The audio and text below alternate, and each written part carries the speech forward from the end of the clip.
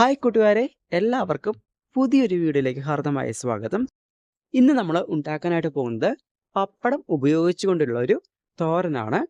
ആർക്കും തന്നെ വളരെ എളുപ്പത്തിൽ ഉണ്ടാക്കാൻ പറ്റിയ ഒരു കറിയാണ് പപ്പടം കൊണ്ടുള്ള ഈ ഒരു തോരൻ.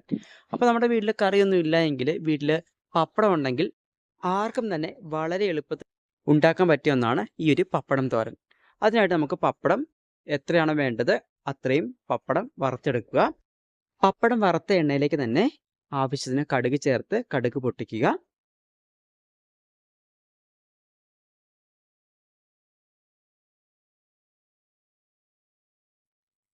പിന്നെ അതിലേക്ക് ചെറുതായിട്ട് അരിഞ്ഞിട്ടുള്ള കറിവേപ്പില കൂടെ ചേർത്ത് നന്നായിട്ട് ഇളക്കി കൊടുക്കുക.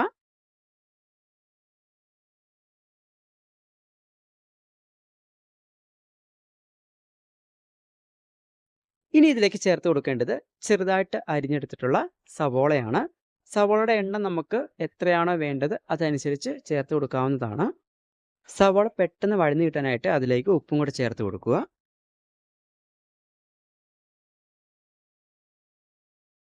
സവോള വഴന്നു വരുന്ന സമയത്ത് നമുക്ക് നമ്മൾ വറുത്തെടുത്ത ആ പപ്പടം ജസ്റ്റ് ഒന്ന് പൊടിച്ചെടുക്കാം. ഒരുപാട് പൊടിക്കണ്ട, ചെറുതായിട്ടൊന്ന് പൊടിച്ചെടുത്താൽ മതിയാകും.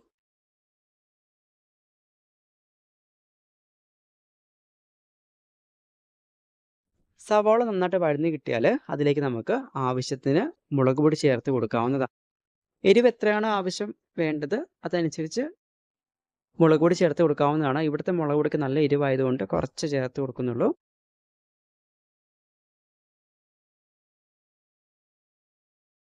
നിങ്ങൾക്ക് വേണമെങ്കിൽ ഇതിലേക്ക് ഗരം മസാലയും ചേർത്ത് കൊടുക്കാവുന്നതാണ്. ഞാൻ ചേർത്ത് കൊടുക്കുന്നില്ല.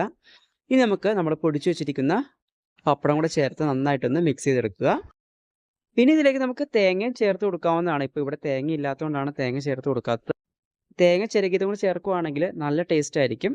ഇല്ലെങ്കിലും നല്ല ടേസ്റ്റാണ്. തേങ്ങ ചേർക്കുമ്പം അതിൻ്റെതായ ഒരു ടേസ്റ്റ് കൂടുതലുണ്ടാകും.